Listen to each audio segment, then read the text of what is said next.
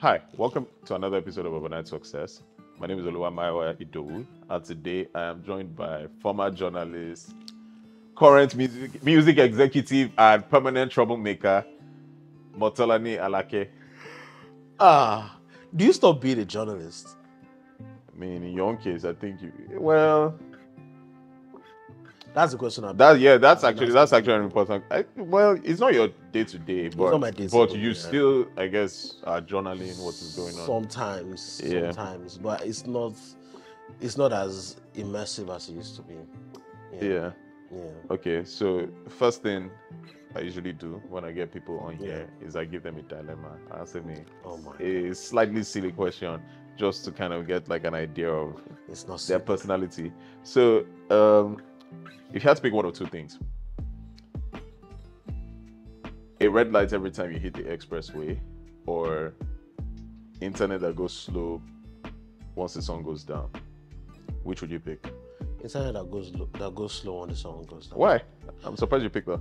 Yeah, because I need to sleep more. I need to rest. I need to move away from my phone, drop my phone a little bit more, and just read. Okay. Talk to people, take a walk. Aside from just sitting at home, watching Netflix or scrolling through social media, reading articles online. Yes, 100%. I'll take that. 100. Okay. Hi, my name is Mayowa Idowu. I'm a lawyer, writer, and journalist, and I'm also editor-in-chief of Culture Custodian. Overnight Success is an interview series where I speak to some of my favorite creators and entrepreneurs on the journeys and stories that got them to where they are. That is, young, successful people doing interesting things. I don't think there's any such thing as an overnight success, or is there? Find out more by watching this video. And when you're done, please subscribe, like the video, leave a comment, and share it with as many people as possible. Thank you. Hi guys, welcome to another episode of Overnight Success. Yeah.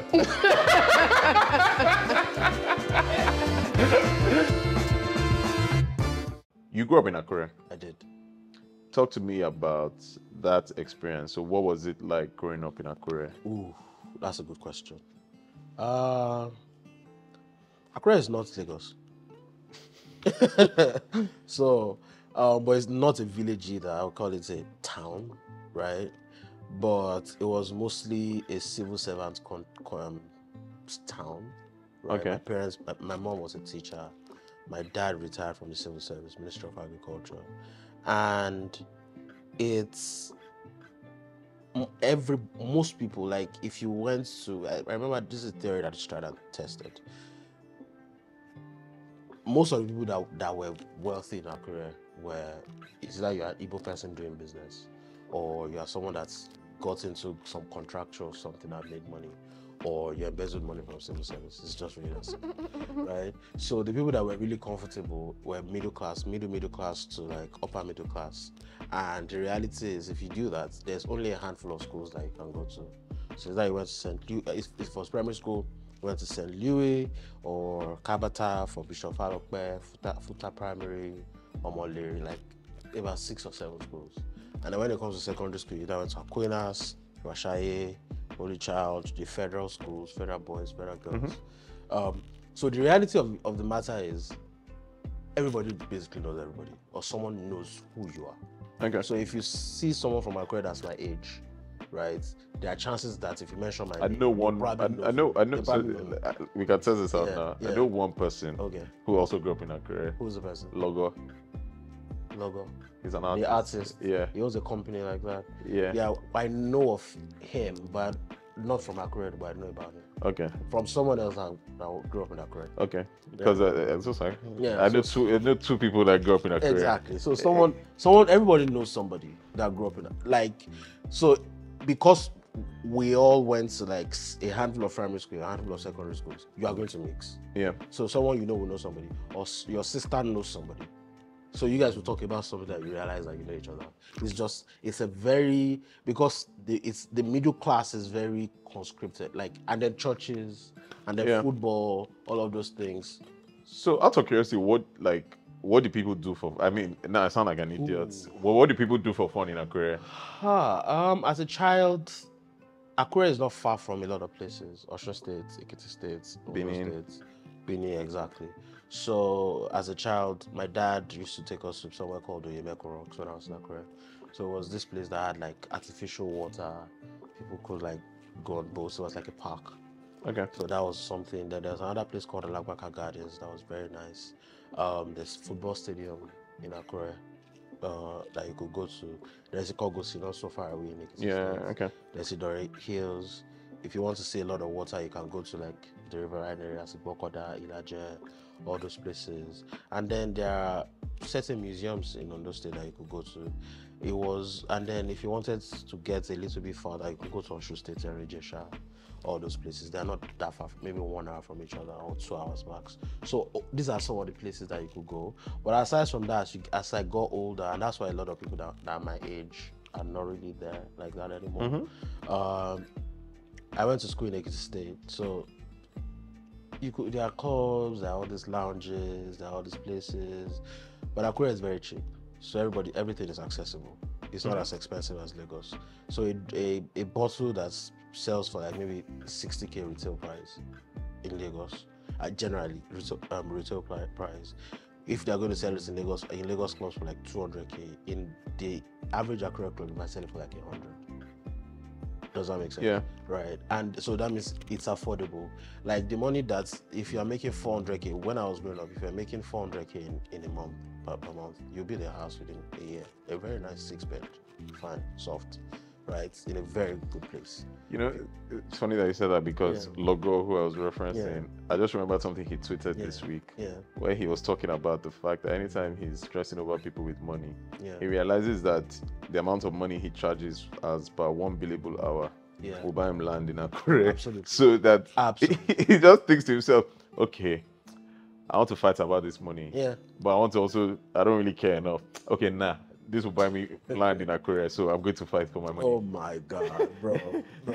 I know bare people that were earning 60k, moved it within 2 years of working, they moved into their own homes.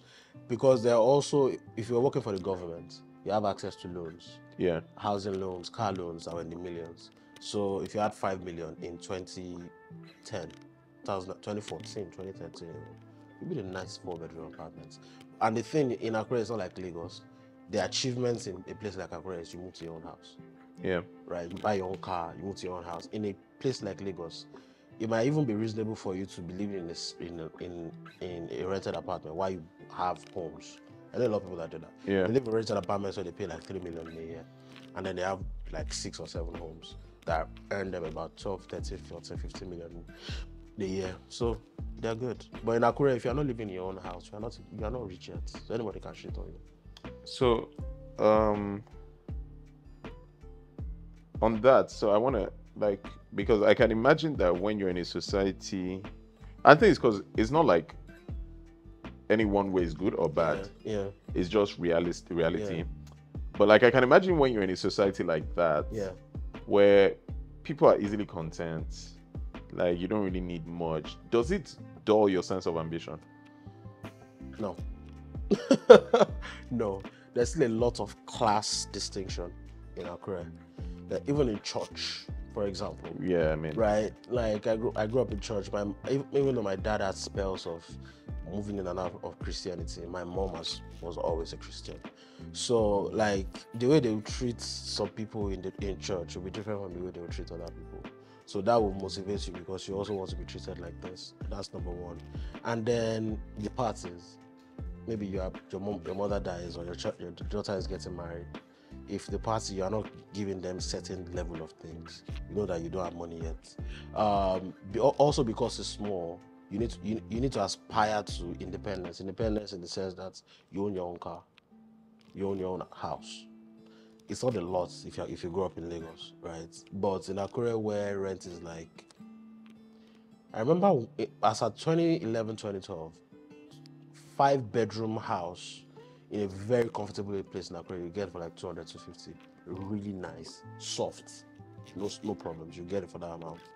And even though you were living in that house as like a regular bachelor, like people are going to look at you like a rich one. But the reality is, until you build that house that's like a 6-bed, there's barbed wire everywhere. the gates, you have a dog, you have a gatesman, you are still not rich. I don't think it does your sense of ambition at all, because even in that place, you go out every day and you see what people are doing. Yeah. You go out every day, you see the cars they're driving, the clothes they're wearing. No, absolutely not. Okay, so what were your childhood interests? What were you interested in? I played a lot of football as a child, a lot of football. But I was also an Omanyigate, so I didn't play a lot of street football. I was a kid that the parents will have like a small section with nets that you will not go outside to go and play football. I was also very interested. A little further later, I was interested in a lot of gaming, the Nintendos, the Sega Mega Drives. I had PS1 a little later in life, not when other people were having it. I had it in like the 2002, 3, and people had PS1 like the 90s. But I had PS2 a little earlier than other people, maybe like 2007, 8, 2006. PS2 started coming into, when you go and play games in the game center, and at the time they'll give me pocket money, I'll spend it on gaming. So there was a day that they sent me on an errand, and I just stayed there playing games. This guy was whooping my ass, man. And I really wanted to beat this guy, so I ended up staying there for longer than I should have. So my older sister came to look for me, and they saw that I was playing game, and my mom, I think. So I got home, my mom was mad. She usually wouldn't report you like that to my dad, but she reported me this time. Instead of my dad getting angry, I was like, okay, this is the game that you want. We'll bring it home. So they got me that. And then when I spoiled it, he made sure that I had it on my laptop so that I could play it on my laptop. So, and then another thing I was interested in the arts. Like, I was not a regular guy kid. I was interested in like the magazines, because I grew up in between a lot of women. I was interested. I was reading. My older sister used to write. I was interested in a lot of fashion, so I was reading like Vogue and Essence magazines, like that my parents or somebody would bring home, and Comium, City People. I was interested in a lot of that. I was interested in sports generally, like sports. If you woke me up as a child, basketball, football, rugby, whatever, I would have knowledge about it. And then movies, music. The music thing was not much of an interest. It was just more of a lifestyle. It was more like everywhere I went, there was music. Someone in my family would know about music. Some of my family will play, as my mother is listening to Timi Oshukoya, Telemi. One of my cousins has, that Philips lamp. Yeah. That red one. Yeah. That you could put cassette in. Yeah. Exactly. So when someone's listening to hip hop, the new 50 Cents, they were able to get it on a cassette tape and listening to it. So I was interested. I think my interests were very diverse, but credit to my dad, because he doesn't believe in conscripting children. So if your interests are wide, he'll make sure it gets wider. And he will encourage you. I remember my dad used to say, read wide. I was not the child that wanted to read books as a child. I only wanted to read whatever. But my dad made sure that, okay, this is, if you don't want to read books, then we get you the type of books that you could read, the ones with images, so that to allow you to read. So it was very diverse, to be honest. Okay, so you wound up studying law. I did. You went to university in Ekiti. Yeah, I did. So two things, because obviously Ekiti is so close to home. Bro, so why didn't you want to travel for school like everyone else That's would? a good question. And then secondly, why law?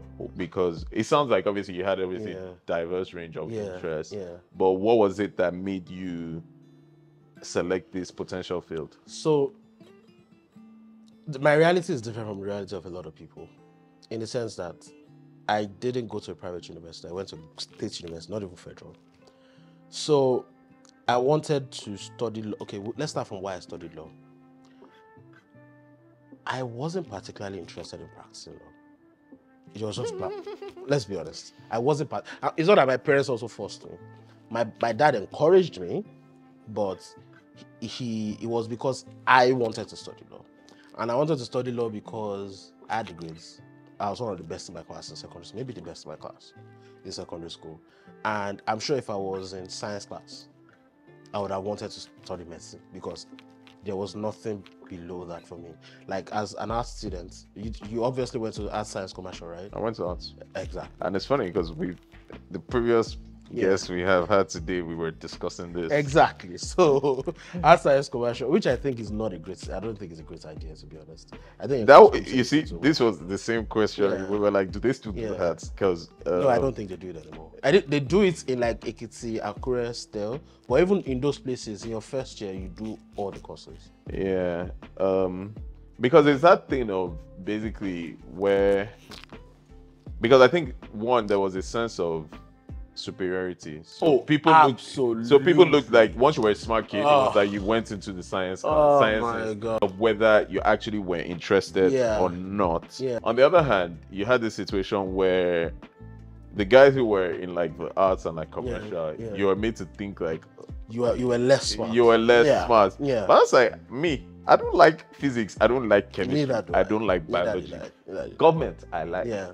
That's what I want to do. Yeah. So, me, I didn't even like. It was one of those where, because I think I don't even remember, but in my year, it might have been a thing where they made them do a test. Yeah. And then, because there were so many people that wanted to do like this, that wanted to go into science class, they made them do a test, and then, if you didn't do very well on the test, they were like, you can't. And I was like, from the job, I was like, oh, you mean I don't have to do sciences again? God, thank you. Like. Government, CRK, whatever it is, that's what I want to do, and that's what I'm going to do. Oh, wow. And I just can't imagine like the sense of, because I feel like it's a self-fulfilling prophecy where you are told you are less, and then over the course of your life, you are now you're following this trajectory that has been prescribed by you, that has been prescribed for you by people thinking or saying that this trajectory makes you less than the other guys. I agree with you, by the way. That thing came up once when I was in SS2, and I think we're having an argument. I used to argue a lot when I was in secondary school. I'm not surprised. I used to argue a lot. That's a matter of fact. Some people used to call me Motolani argument. Right? I used to argue a lot. Right? And I used to argue about football a lot, and one of my nicknames at the time was they used to call me Blatter. Right?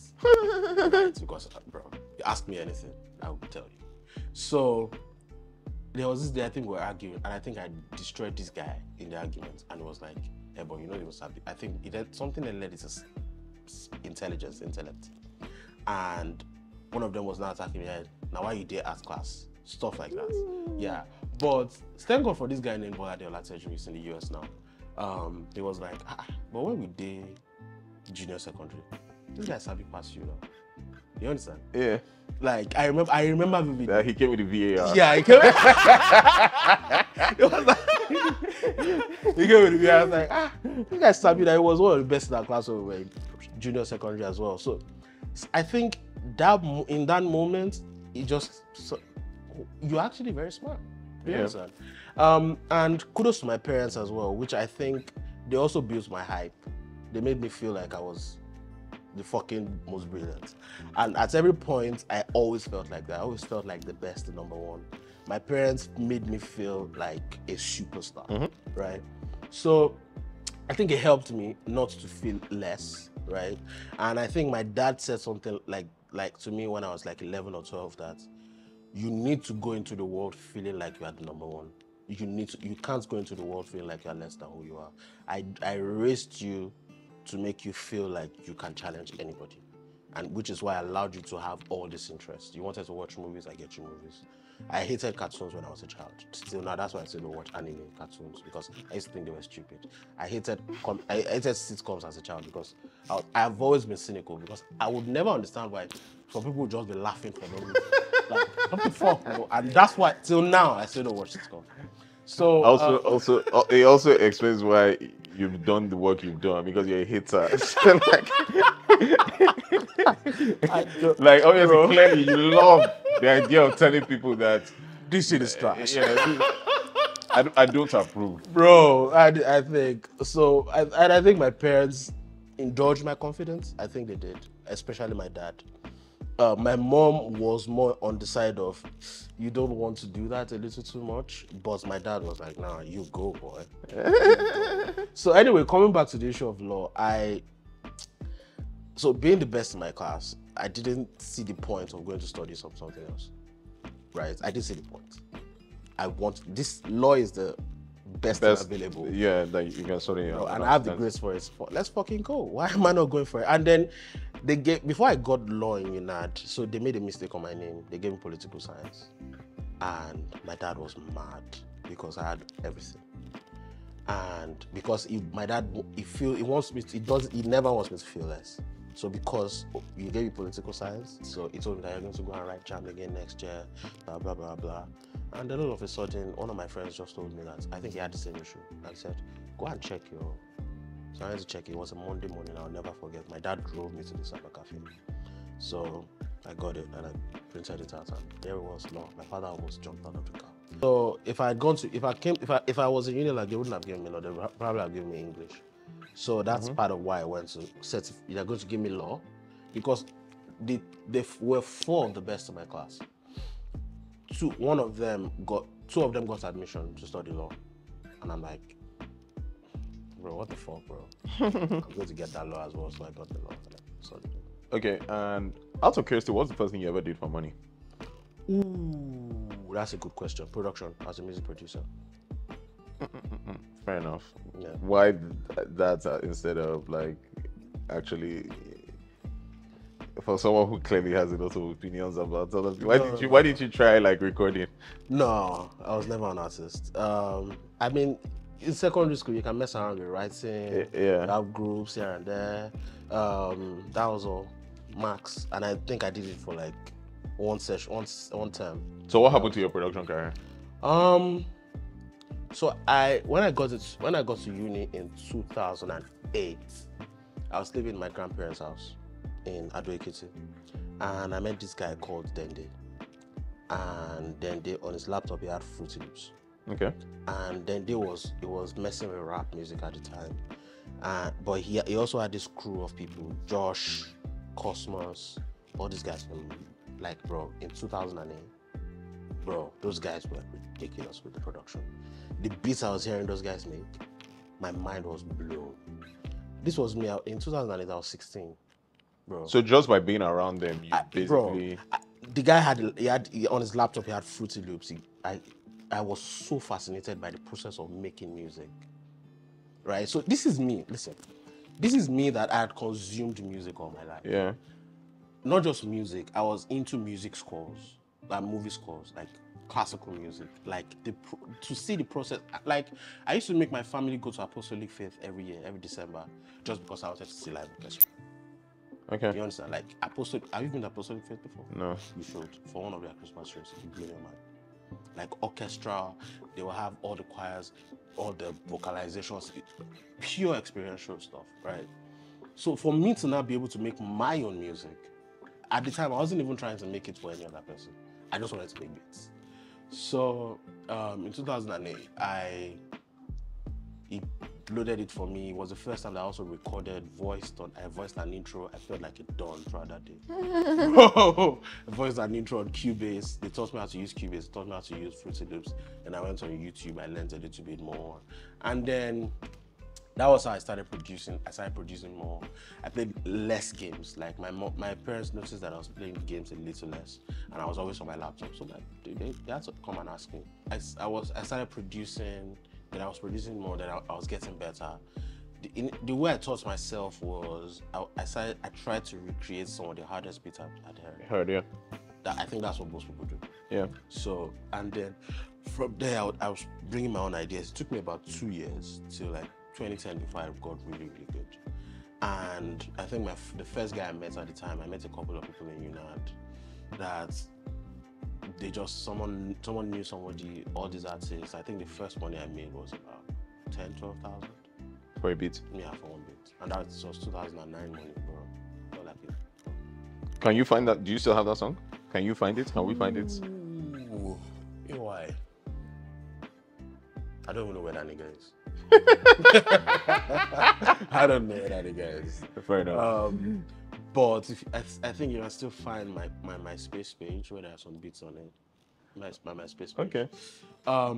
So one thing led to another. Then by 2010-11, I I think I got much better, and then I was experimenting with genres. Then I was experimenting with samples as well. Right. So on Facebook I met this guy from Detroit. He had a label called Modern Tribe Communications. And he had like 3 artists, Nakila Suites. He had like a group.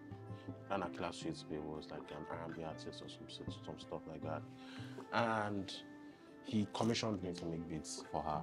He was looking for neo soul beats. Yeah. And at the time, so the guy he forwarded me like a production deal.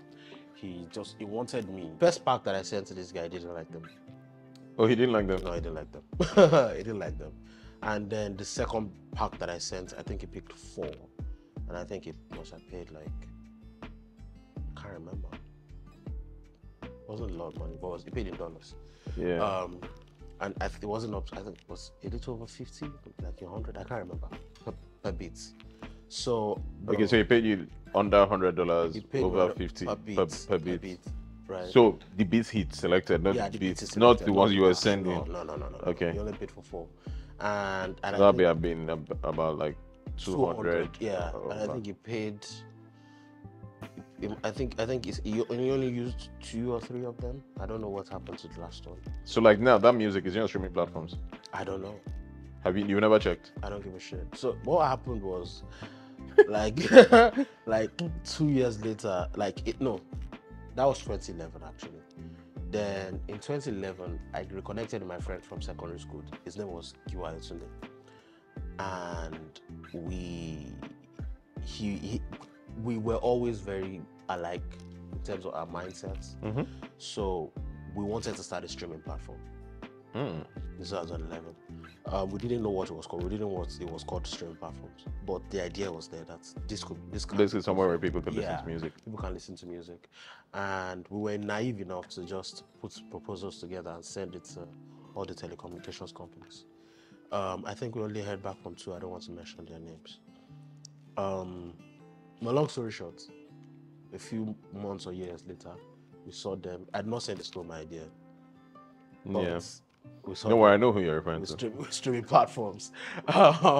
Anyway, that was how that went. So from there, I just lost interest in music production because I studied all the trajectories of the music producers, and I realized that these careers of music producers are very ephemeral. Even that this guy that would collect any of the beats and I'll make a hell of a lot of money. Bro, $100 at the time was about 15,000. Bro, that was money, bro. As a student, I was 19 when that happened. Bro, so I just stopped producing. I stopped producing for like a year. In like March 2012, I quit. Because I thought this is not the career that I wanted. I wanted to be agile. I wanted to be lean. I didn't want to be pigeonholed. Even though I knew, and I looked at Nigeria, how many producers were really making money. I knew at rights, and I was like, nah, this shit is not for me. So I left it, and I was trying to start companies at the time. Okay. What was the first company you tried to start? It took a while. I tried to start a company that was like a combination of Kickstarter and Zoom. Okay. That was why did it fail, or why didn't it work? I was naive. Okay. I was naive. I didn't know what I was doing. Okay. But I met a guy called Mark Sylvester, again on Facebook. Was he Nigerian? No, he was French. Mark Sylvester, I met him on Facebook. He was one that helped me to, I don't know why the guy did that. I don't DM'd him. I think it was a VC or something. I messaged him and he helped me fine tune the ideas. He told me why it could work. He told me why it couldn't work. It broke my spirit for days because I think I can be quite emotional. I was quite emotional at the time. It broke my spirit for days and I just didn't do it. And then I didn't know about Kickstarter. It was one that told me about Kickstarter. So it already existed? Yeah, it already existed. So I just stopped it. But the one that I really, really wanted to start, the company that I really made efforts to start, I think would have been something, was 2016 when I was 7. What was that? Mobile money. So I looked at the mobile money industry and I looked at all the fintech companies that were existing and I realized that they were not banking, they were banked. All of them were promising big, but they were not doing anything. Yeah. So I wanted it's not an idea anymore, let me just say it. What I thought I wanted to do was I wanted to make recharge cards to be able to carry the value of money. Right. Oh, got it. Do you So understand? basically, you could exchange money with recharge With cards. recharge cards. So if you wanted to, you could go to the next kiosk instead of carrying. So if you had 100,000, they would give you like a paper that represented the amount of money Yeah. in terms of recharge. So those people will be able to take your money and they'll be able to be the ones to take it to the bank. But I realized quickly that the problems that I had was tax issues, money laundering issues. So my partner and I met him during NYC. I can't remember this guy's name. True. I can't remember his name. Sorry, but that's funny. I can't remember his name. He was older than me. Okay. He was a Lagos boy that served. He was first tag boy actually. He served in Akure Ibom, Eket, and just stayed there. I served in Akure Ibom. Okay. And he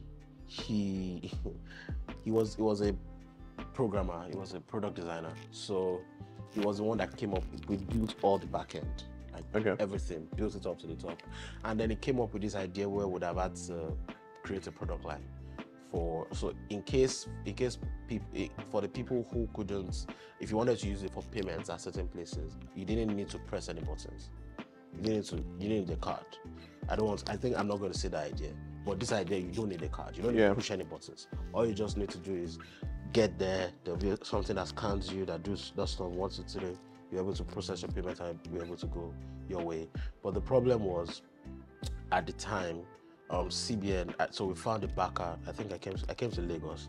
I met a VC at OVI at the time, and the guy said if we're able to talk to CBN, then we'll be able to get us something. So we were building it up. That again, naivety. I thought I could do it. What we should have found, we should have partnered with one of these mobile money companies. That's what we should have done. So basically, wrote on the infrastructure. Yeah, exactly, on the infrastructure and their name.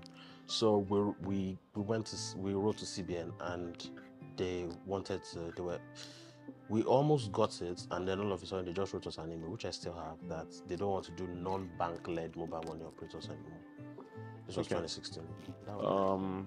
And then, to make matters worse, which is where I think the shit really went to hell. My partner that built the entire backend, his system crashed. Oh my days. Bro, I was so depressed. At the time, my dad got sick. I was looking for a job. I just got out of NYC. I was depressed as fuck. Depressed. Okay. So I'm going to take us back. I'm going to probably come back to some of what you've said, but I'm going to take us back. So you came to law school in Lagos. Yeah, I did. Talk to me about law school. Law school. What the experience was like. I mean, I know what my own experience was like there, but what was your own experience like there? Law school is very interesting because I had an extra year in uni, which was another place that disappointed. My dad is not alive anymore. That's the only person that I didn't want to know that. So when I got into uni, I was producing music, I found girls, all of this stuff. I stopped going to class, spent my school fees, basically lost my way. And it didn't help that I was in a university where I didn't think was rewarding me. But at the time, I was just rebelling and I was being stupid, right? And to this day, I think it's one patch that I'm not very proud of in my life. And in my final year, I was not allowed to write my jurisprudence exams because I didn't pay my school fees. I thought, because normally when you come back for clearance, you'd be allowed to write your exams. Like, you are allowed to pay whatever areas you go to school. Yeah. So I was planning for them to come and write it. So you spent the money? I spent the money for 3 sessions. So I couldn't write my jurisprudence exams. I complained on the next day or 2 days after. And I didn't want to tell my mother. But my friend, Ayo, shout out to Ayo Falusi, he called my mom and said, Mommy, my mom was so... I didn't want to see the disappointment because I was the child that nobody had issues with. Yeah. And in my 3rd year, 1st semester, I was still... My grades were still good. I think I was still on the 3.79, and I was trying to file for scholarships at the time. So I didn't want to see the look on my mother's face for her to know that my grades and my attention had just nosedived. But she found out, and then she gave me the money by the next day. Then I paid the money that morning, and then by the time I got to company law late, I think about 1 hour into it. And then I also failed company law. So jurisprudence and company law, first year 500 level. Didn't write both of them like at all, basically. So, and then I had an extra year. So during the extra year, one of my uncles, one of my father, it's not my uncle, it's my father's, it's like my father's cousin, Mr. Ayajai. He had a factory in Akure. They used to crush palm kernel nuts. Okay. Right? And palm kernel nuts, you have there are like 3 products that you could get from palm kernel nuts. You get palm kernel oil, which was that major thing, and then palm kernel cake. You could use for piggery, animal rearing, all of this stuff. So I needed a hustle. I needed a job. My dad gave me one 2.2 Toyota Pencil Camry. I couldn't afford that shit, right? So I went to meet him, Mr. Yaja. He lives in Port Harcourt. So he. Wait, you went to Port Harcourt to meet him? No, he came. It was in Akure. The factory was in Akure. Okay. So I went to meet him in Akure, and he told me that, okay, if you want to show me that you can make money, go and market palm kernel cake. So palm kernel cake, I was looking for palm kernel cake deals up and down. Then, like across the country, bro, I was buying credits every day with the money that bro. So besides Ajayi, then so one day, one guy thought I was saying PKO, not PKN. I mean what's PKC. kerosene? What's kerosene? Oh, it's not KPK now. What's it? I know what you're saying. I know what you mean. There's a name for for kerosene. So he Why am thought I I was thinking talking about KPK? kerosene, not that. So I didn't know what that was. So then I looked into it, like AGO. For some reason, it led me to now becoming like a marketer for diesel, petrol, and kerosene. Like I found dealers. I realized that, whoa, this is big business. For example, 33,000 liters, you get like 10 or 20% in terms of the money that you could use if you ship the tanker into place. So I became that. I did that for about 6 months. So I was making some money, and then it got me to BLCO, crude oil, right? Where I discovered the biggest amount of fraudsters in this country. You think they are Yahoo boys? Go to the world of BLCO. I still get emails every day, bro. Like, it's crazy. I got to the BLCO level. Like, I realized that people were doing TTC, TTO. I was learning about CIF. You get deals. There's a lot of money if you can get it, put a deal together, but not on this level, right? I didn't realize it was not on that level. I was only able to do CTO, TTC for like AGO deals, which was a lot of money, but it was still some money in dollars. So I was making some of that money, and I didn't want to come to law school. I really didn't want to come to law school. That's the story that I wanted to tell. Okay. It took my dad intervening and telling me that. My dad didn't know that I had extra year, by the way. I hid it 100%. I told him that I didn't want to go the previous year while I was writing my jurisprudence. Doing the exams. Right. My mom knew, but my dad didn't know, because my dad would have been disappointed. It wasn't just even the anger; it's the disappointment that I didn't want to confront. Yeah. Right. And I think I'm happy that he didn't know till he died. He would have been massively disappointed. Right. So, he came to meet me and said, "You have to finish what you started." So he gave me the money to go and do my clearance. Gave me the money to buy the form.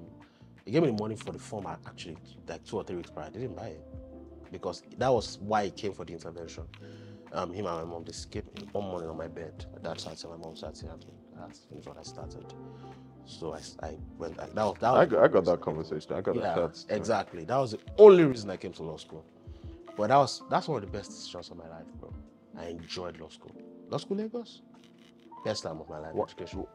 How and why did you enjoy it? That was obviously your first time living in Lagos. So not even that. It allowed me to recenter my life.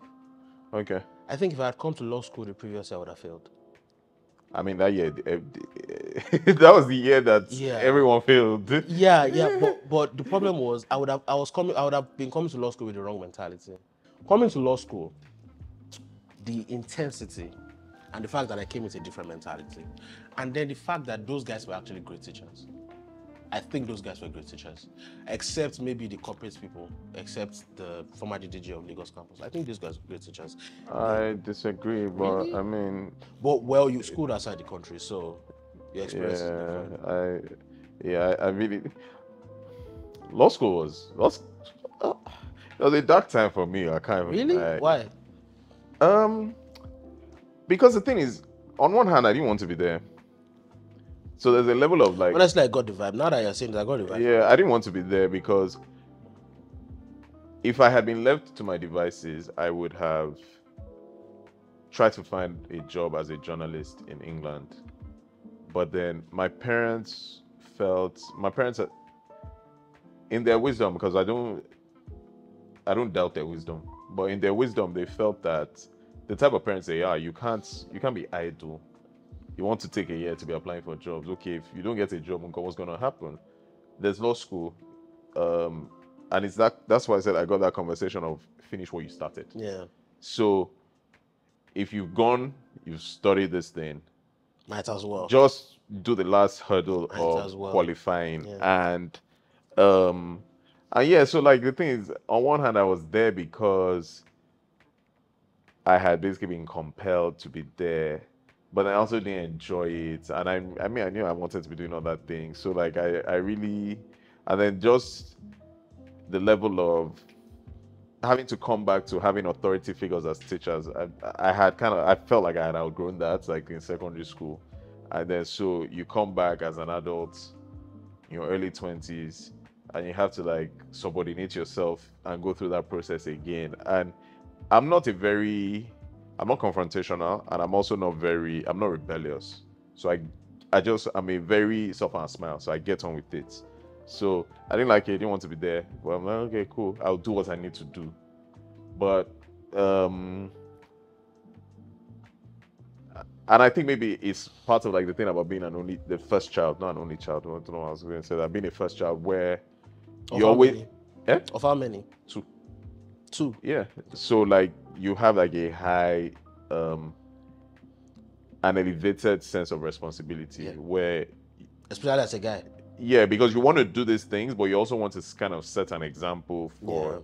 You don't want to drop out. Yeah, you don't like, because the way I always think about everything is like my brother. It's important that my brother has, when he looks at me, he's not ashamed. Yeah. That like as per that, I have, even if whatever it is I've done my best. I have basically set the path or like the trajectory for him. You're successful at what you do. Yeah, and that he can now potentially better me, but that he has like that positive reinforcement of someone that is just not useless. Yeah. So I think that was like, it was those things that pushed me. But me, I was telling him, because it's like when I was studying law, and he used to say he wanted to study law. I was like, hey, run, don't do it. Like, don't even think about it. And he ended up studying African studies and media studies. Like, he got to do what he wanted. But part of the reason why he could do that was because he had seen the struggle as I had been through, and I think it made him a bit more selfish. Like, he was like, okay, I'm going to do what I want to do. Why journalism for you though? Because your dad was a journalist? Yes. But I don't, do a lot of people know that?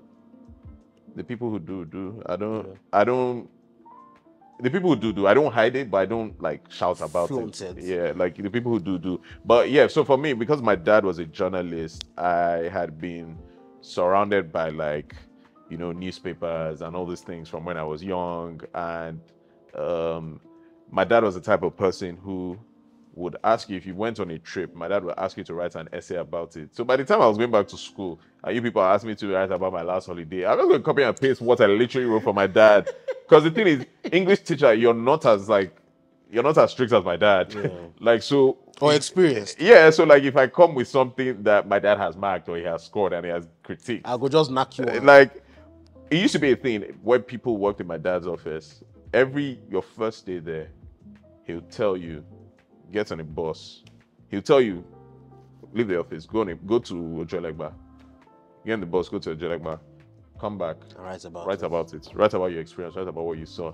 And he used to be like, guy, what are you doing? And it's one of the things where as I've gotten older, I've appreciated this because it meant that like storytelling. Yeah, storytelling, being able to write, like those were things that I figured out really early. So all the other things have just been like layered upon it. But yeah, this is not about me. No. I'm actually interested in Yeah. But yeah, so yeah, I just had that like in my own sense, so in my own world. I was like, these people have forced me to come here. I just had to do it. And I struggled. Like I actually struggled with because I didn't care. So I didn't like when you have exams, you study. Yeah. I think in law school actually like I I used realized to listen to a lot of podcasts. yes.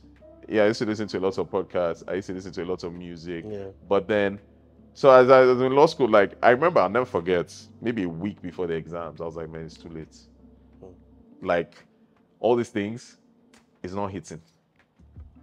So in the end, did have to retake some of the exams because I left it too late. Like I didn't care, I didn't really enjoy it, I didn't like it. So it was the type of thing where when it was now time for me to get serious, I was like, oh no, this work is plenty. Why did you study law? That was something I had gone back and forth on. So I always wanted to study law because my grandfather was a judge, and I felt like, that's first. I want to fight for the helpless. I want to do this. I want to do that. That sense of like social justice, like it felt like law was like the vehicle to do that. But then I think obviously at a point, I wasn't really feeling it like that. But then my parents would tell me, you need a defined career path. You can't go and study political science. You can't go and study sociology. You can't go and study English lit. Like you need something defined. So it's like, okay, cool, I'll study law. And then I think I didn't mind it because I felt it made me a better writer. Because I felt like writing law essays, like there's a level of rigor that is required. Storytelling and detail. Yeah, that's required for you to be able to write it and pass. So like I felt it made me a better writer. So I'm like, if this is the one thing I take from this thing, let it be that. And obviously the knowledge, and I think it's a good foundation. Like it's foundation for everything because we're talking about this as ex-lawyers, but like we are two of many. Tons. Some that even succeeded in it that don't want to be in. Yeah, that are like two of many, like one who are in the creative industry. Yeah. But essentially you have that foundation. So sometimes like the things people try and do. I've worked in a law firm. You can't send me a demand letter and make me think that what I have written or what I have done is wrong because you just put I owe you 250 million. Baba, it doesn't work like that. I used to write those letters. I know the process. Alaye. You can't Focus. You can't hooky dookie me, man. Oh my god. But so did you ever practice? So that was part of why I tried to start a company in 2016. So after law school, I went to serve in Akure Ibom. I experienced a miracle to get the job that I got in Eket. They posted me somewhere in like one local government, and my aunts got me a letter to somewhere that got me a job in Eket. So I had to change from DDG, and I was going there for 1 week. And then there was one day that miracle just happened. A miracle just happened, and they just reposted me. I think this job at the time, how much was it paying me? Shout out to Bryce did it. It was paying me like 50,000, if I'm not mistaken. But 50,000 at the time for me in Eket, Akwa Ibom. Yeah, I was taking bike, 15 naira go come, 15 naira go, 15 naira come. How much was I eating food? I was living well, right? And then MMM came. I was balling out, bro. Money did die. I get money pieces. So, but by the time the one thing I picked from them, which was he was the one that really sat down with my writing. Okay. He was I think that's the best writer that I know personally. Maybe aside from AOT2. He's ridiculous with the pen. And he was the one that simplified a lot of things. Like I hated him for it at first because I thought I could write before I got to him. But he changed a lot of things about me. So I practiced for a year and I hated every bit of it. I left twice and then I came back. Okay. So the thing that has basically catapulted you into like public attention, if we're gonna say that, was working at Pulse. Yeah. So talk to me about working at Pulse, like one of the biggest the biggest, actually. Yeah, but okay, so one of the biggest media platforms in the country, but also a place where quantity takes primacy over quality.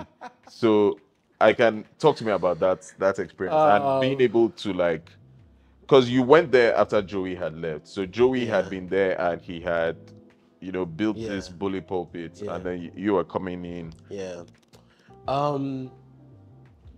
So I got into journalism by pure fortune. Do you know Shegun Akode? I know Shagun Kone. So Shegun went to uni with me. We went to uni together. Okay, I knew Also, this. I right? knew this. Yes, actually. So Shegun started while Shegun also had an extra year. Okay. So while Shegun and I had the extra year, he started a platform with his friends called Column.com. Okay. Column, like with a Q. QOLLOM. Column.com. And Shegun didn't know that Akure. Shegun knew me as a music producer and someone that wants to know. So he said, I know you can write because I've seen the way you do it, something like that. Yeah. But coincidentally, I was also the editor-in-chief of the press club in my high school, my secondary school. Yeah. Right? So Shegun was the one that I know you can write. Come and write. You can rant. So I started writing rants. I used to rant. And bro, I had a lot of shit to rant about. Oh, yeah, because he's a hater, so like there's a lot. I had a lot of things to rant about. So I was ranting. I think I wrote a few rants for them, but then the platform ran down. Then in 2016, while I was still with the law firm, he started another platform called Tons with his friends. Called me again to come and write, but Shegun left to join Pulse. Okay. Right. So, but in the middle of my depression in 2017, after I was done with NYC, I started a platform called Urban Central with my friends. Okay. Right. Urban Central was really where a lot of people was where I was writing some of the articles I was writing regularly. I didn't really have a job. I was depressed. So my laptop crashed. Like it was really bad. I spent all the money that I did with MMM. My dad fell sick. Everything was just not really good at the time. So I was writing a lot of the articles on my. I'm dead at the fact that you were doing MMM. That, bro, I made a lot of money for well. Oh my I made a days. hell of a lot of money. What are you saying? I'm Tons. I dead. lost money at the end, but bro, I made a hell of a lot of money. I made money from MMM and all the Bitcoin ones, the Bitcoin pyramid scheme ones. Oh my God, those ones chopped my money. I even lost my sister's money there, but I made money, bro. I made bank, bro. Bro, I made a lot of. Anyway, so Urban Central was really where I was depressed. So just before I joined USAID, I was writing articles on my, if any Urban Central article, I wrote it on my phone, bro, on Evernote app. And I was editing articles. We had about 16 people that were writing different parts. We'll get people to write. We weren't paying them, but anyway. So, Osagie read on my articles on Loose Talk Okay. in like September. During the MI saga, I wrote an article that Osagie read on the podcast, bro. On Twitter, my guys are Mini King. Osagie read your article and he followed me. Hey! What do you mean? The master hitter came to find. you get to recruit. What? Osagie, so he read my article. He didn't even remember this when I joined, at the time I joined Pulse, but he knew me. Anyway, so I then got a job in Abuja. I got fired / quit from that job as a company secretary / financial advisor. Fuck that woman that employed me. I hate that, but I don't have to say anything. Anyway, so I actually didn't join Pulse after Joey. And he's joined Pulse after Joey. Okay. He's Combs. I don't. Yeah, his was the one that I almost got the job. Funny story. I went there, bro. I was a lawyer and I had the platform. So I applied for the job. I got the notice very late. So I took a night bus from Abuja to Lagos in February 2018.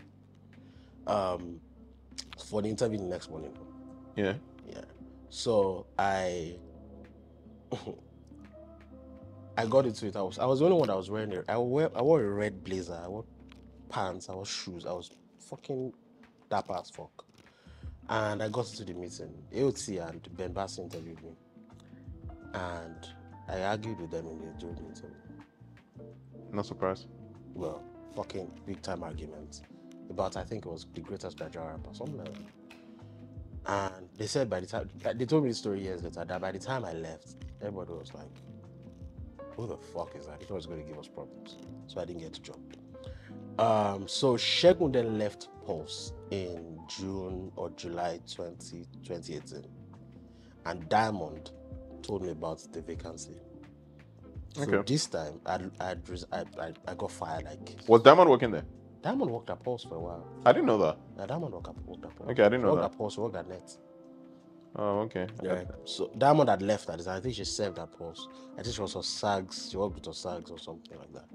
Anyway, so I got the second time I went to Pulse. I got the job on the spot, and they asked me, "Can you resume?" I resumed at I think I resumed the next Monday. Working at Pulse changed my life. I can't lie. It gave me a sense of direction. I've been saying this for a long time. It wasn't even about the companies, the people that I met there. All through my life, I've said this several times. All through my life, and this makes me emotional because I was always misunderstood. I was always too cocky for people, too opinionated, too this, too that. But at Pulse was the first time that I met people that they didn't give a shit about the fact that I was opinionated. Oh, you want to have opinions? Go have opinions. It's fine. You understand? They didn't try to change me. They didn't hate me for who I was, right? Like Osage's AOT2. Osage's was more of the stronger hand, right? AOT2 was more of the softer hand, and then Steve was like life lessons, right? And these guys didn't hate me for who I was. They loved me for who I was, and then they tried to help me iron out the excesses of some of the things that I had. Okay, now let's focus on who you are, and so that the things that a lot of people can. You will still you still confront a lot of some issues and backlash, but at least you can present this. Yeah. Right? So meeting those guys changed everything for me. About the workload, bro. I didn't give a shit. I went Pulse hungry, bro. I was hungry when I went to Pulse. Like, what I mean hunger, I mean I was hungry to do stuff, right? And then meeting these guys, bro. When I got to Pulse, I was meant to write 5 articles. I was writing 8, 9. Piece of cake, bro. No problem. Nobody ever had a problem with me with my volumes at Pulse, ever. As a matter of fact, I was doing that because I wanted to write long form articles, right? You wanted to write short forms. I'll give you more than enough. Short form so that you would give me time and So I would stay later in the night to write my longer form articles, right? And then writing the longer forms, I was writing special reports, things that I wanted to write, right?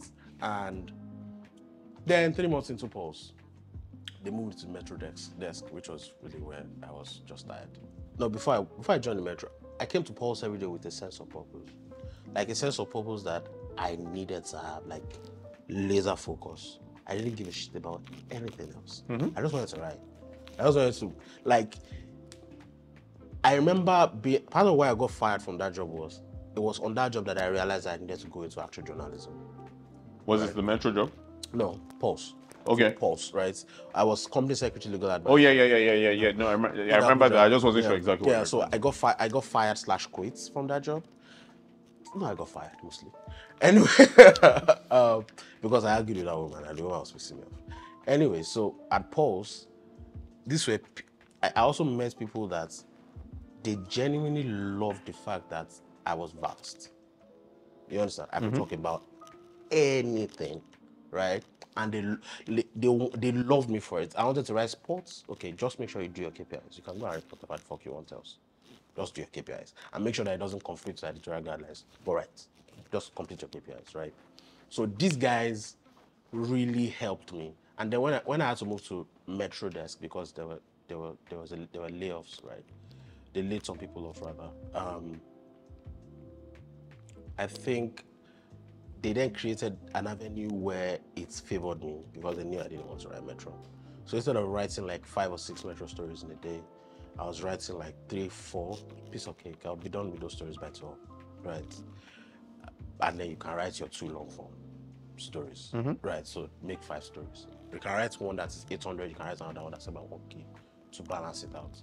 So, and then after I was on the Metro desk for about 3 months, and then I moved to a desk that was created for me especially because I knew that I liked writing long form stories. and called Special Reports. I was researching bleaching stories, I was researching this, and Osagie was giving me more and more responsibilities. Then he gave me, I did like Life in Nigeria that I think Fuad started there. The more work he gave me, the more I wanted to impress him. That's just the truth. Oh, Right you up. are the OG, I'll fucking give it to you, right? So he gave me Life in Nigeria. I would leave my house on Saturday in Shogodedo to go and record Life in Nigeria on the island. I'll take bus. Do you understand? So I was telling the stories. I was telling the story about the young boxer, the young bike, the keke guy in Surulere that had the pimped his keke, all those unique stories. I was writing them. I was recording them on my phone. Osagie liked the DIY attitude. He loved you. You want to work. He wanted you to work. So he gave me, and I was delivering consistently. So I think I'm Christian, so you are going to permit me if I say what I'm about to say next. So I think Osagie has never admitted this to me, but I think I would have gotten laid off in March 2019 if he's had not traveled and left the country. Because they were closing some desks and laying people off because the company was scaling, right? And they needed to be lean so that they'll be able to scale and monetize. So they were laying people off. And as a matter of fact, they had, because of Facebook monetization and the fact they don't want to be shadow banned and affect SEO, they closed the Metro desk. That was how I went. I realized this like 3 years ago. That was why Osagie created a Special Reports desk. Okay. Right. So, and then when... So basically, he was throwing you a lifeline. Yeah, exactly. When Ehis left, but he had also been saying he wanted someone to write those types of stories. So I think it was one of the two. Yeah. So Ehis left, so he moved to Canada in March 2021. I just moved to the music desk. Okay. Now, I end this interview Yeah. by asking 2 questions. Yeah. One, if there are any people you would love to see me have this conversation with, who would they be? Ooh, that's a good question. AQ. Okay.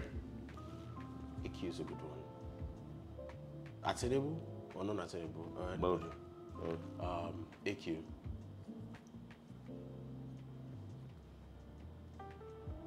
Loose Cannon. Okay. Osagie. I've been begging Osagie. It's not in country. That's the problem. Yeah, I've been begging Osagie. Has he jackpot? I can't comment on that. That means he has. Who else? 82 would be a good one. A very good episode. It's about culture. Just talk culture. It's a culture that. Alage Popping. You're the second person to say Alage Popping. Alage Popping is a very interesting case study. Esa. Okay. Chin. Okay. Is that all? No woman? You don't see any woman? I'm going there. Elizabeth Shobowale. Yeah, that's a good one. Osagie. Osagie. 1 RPM. Okay. Yeah. B Osagie. Yeah, Buki HQ. Okay. Very interesting case study. I think people need to hear us a bit more. That has a lot of perspective.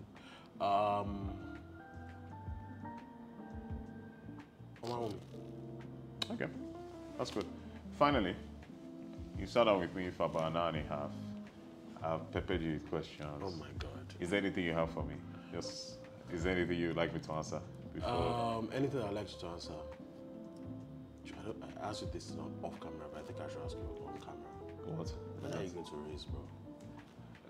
I can't. When are you going to put article on Forbes? Raised 1 million because company where they raise, bro. We need somebody to raise. There's a lot of new money in the world, bro. We'll get there. That's my answer to that. We'll get there. Soon come, inshallah, by God's grace. You know what? Before we end, I also just wanted to say that you are one of the very few people in journalism in my generation that I genuinely like. Thank you very much. That's high praise. That I genuinely read. Very few. I don't write as much these days. Yeah, I used to read you even before I joined Pulse. Like even before anybody knew who I was. I used to read a lot. I used to read Culture Custodian because I even though I wasn't a big fan of maybe a place like Native, for example, but I respected some of the things, the way you guys curated that space, which is the niche alternative space. I thought the allegiance to that space was very interesting.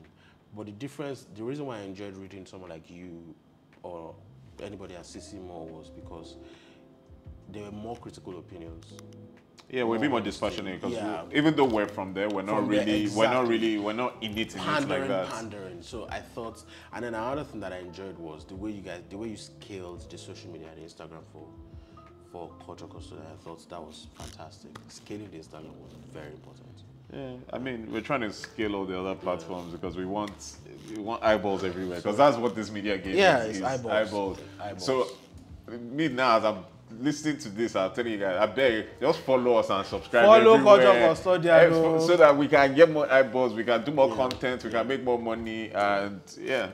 But thank you very much for your time. I really and I'm sure you knew this already, but me I talk about camera. So give people your flowers. All right, thanks for telling me.